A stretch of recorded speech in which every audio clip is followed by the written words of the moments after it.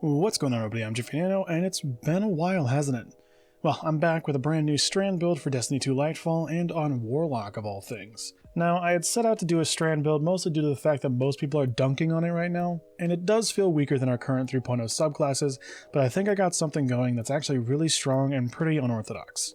So let's get right into it. This whole build is based around suspending enemies and spreading poison with Llama Narc. Now we all know what Llama Narc does: perfect draw shots, apply poison, and crits with those shots spread poison nearby enemies. The important part here is this weapon is void, and the poison is also considered void, which feeds into our exotic armor piece, Nezarec Sin.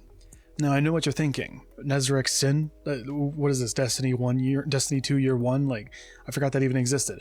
And yes, I know it's weird, but hear me out. Nezarec Sin grants Abyssal Extractors on void kills for 2.5 seconds. Abyssal Extractors increases base grenade and melee cooldown by 300% and super and class ability cooldown by 200%.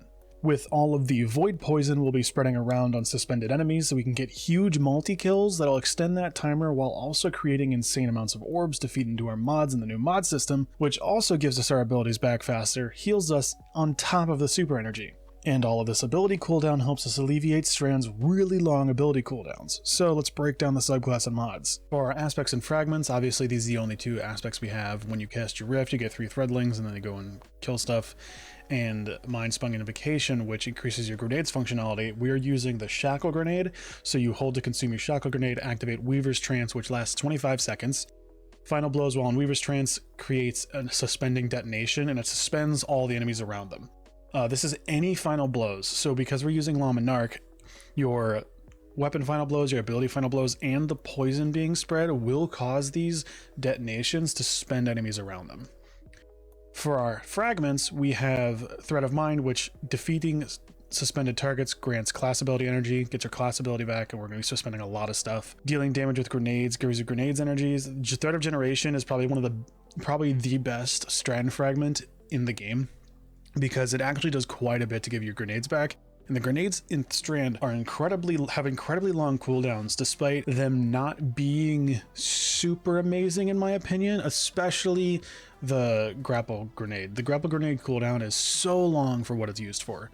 Thread of Wisdom, defeating suspended targets with precision blows creates orbs of power, just more ways of getting orbs. And this one's a little weird. I was using Thread of Continuity to increase the suspend timer, but I think Thread of Warding is better because Strand doesn't have a whole lot of healing capability, if any at all.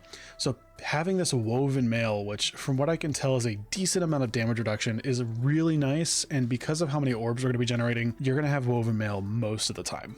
For our armor and mods, as you can see, my armor is pretty crap because I haven't played my Warlock in a while. I'm stacking as much discipline as possible. I want that grenade cooldown. In the future, you'd probably want Recovery or Resilience for damage reduction or class ability cooldown.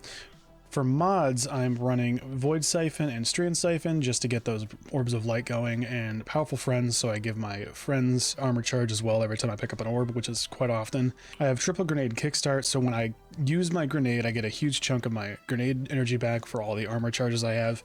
And because we're running both Strand and Void Siphons, we should have a lot of armor charge going in with all the orbs we're dropping.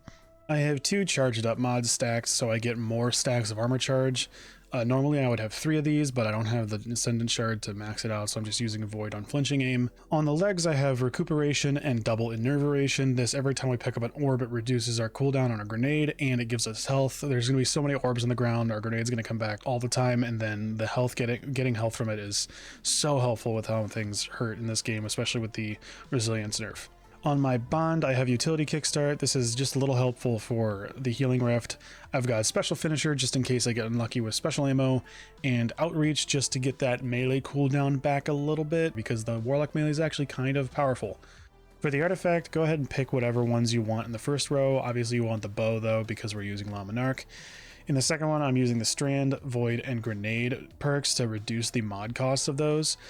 Shatter Orbs, because it gives you an orb of power every time you break a matching shield. And Volatile Flow for the volatile rounds. You don't really need this. This is just nice to have. Bricks from the Beyond is insane. Gives you so much heavy ammo. This is a super nice one to have. And I don't have the last one yet, but I would probably go Void Channeling and the Prismatic Transfer. I know these aren't necessarily great because they don't stack with other damage buffs, but better than nothing. I took this build through some of the legendary campaign where you're locked to 15 under power level to test things out, and it did really well. The only struggle being Strand's lack of healing, but the ability to suspend groups of enemies and focus on priority targets is so damn strong.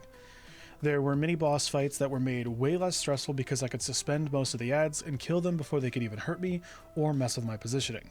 On top of all that, we were making so many orbs. In this pretty mediocre gameplay I'm showing here, I made over 60 orbs and could easily have made more if I just landed more shots. And with powerful friends, every time we get an armor charge, our teammates get one as well. I am pretty confident this will do well in Master Nightfalls and probably in GMs too, but I have yet to hit the power for that, so we'll have to test that later.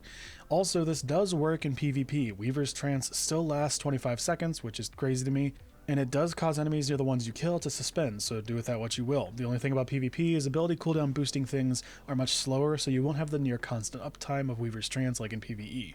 So if you like the build, consider liking, subscribing, and clicking the bell. The dim link should be in the description of this video. And if you like my content, consider checking my Twitch streams, my Patreon, and my second channel. All links will be in the description. Until next time, have a good one.